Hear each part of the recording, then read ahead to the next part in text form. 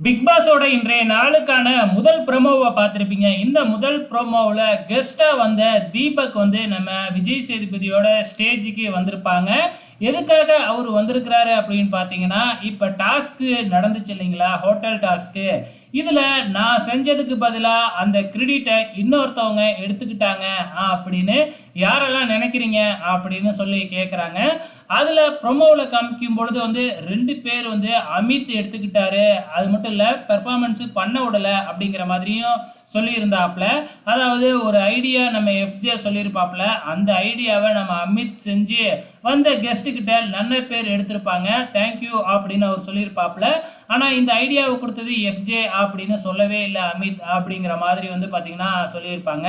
அதுக்கப்புறம் டம்மி பீஸாக இருக்கிற அரோரா வந்து பார்த்தீங்கன்னா பெர்ஃபார்மன்ஸ் பண்ணும்பொழுது இந்த பெர்ஃபார்மன்ஸை கம்மி பண்ண சொன்னது, பெர்ஃபார்மன்ஸே பண்ண விடலை அமித் அப்படிங்கிற மாதிரி சொல்லியிருப்பாப்ப.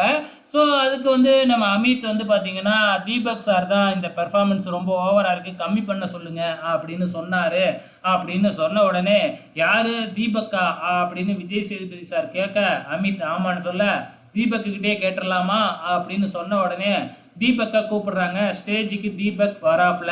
ஸோ தீபக் எதுக்காக வந்திருக்கிறாரு அப்படிங்கிறது தெரியல. மேபி வந்து பார்த்தீங்கன்னா நம்ம சேண்ட்ராவோட அந்த பிக் பாஸ் ஃப்ராங்கை வந்து பார்த்தீங்கன்னா வந்து டாஸ்க்கு வந்து பார்த்தீங்கன்னா எல்லாத்துக்கும் மத்தியிலையும் உடைக்க வந்திருக்கிறாரா அப்படிங்கிறது தெரியல. ஆக மொத்தத்தில் இன்னைய எபிசோடு எப்படி இருக்க போகுது அப்படிங்கிறத பொறுத்திருந்து பார்க்கலாம்.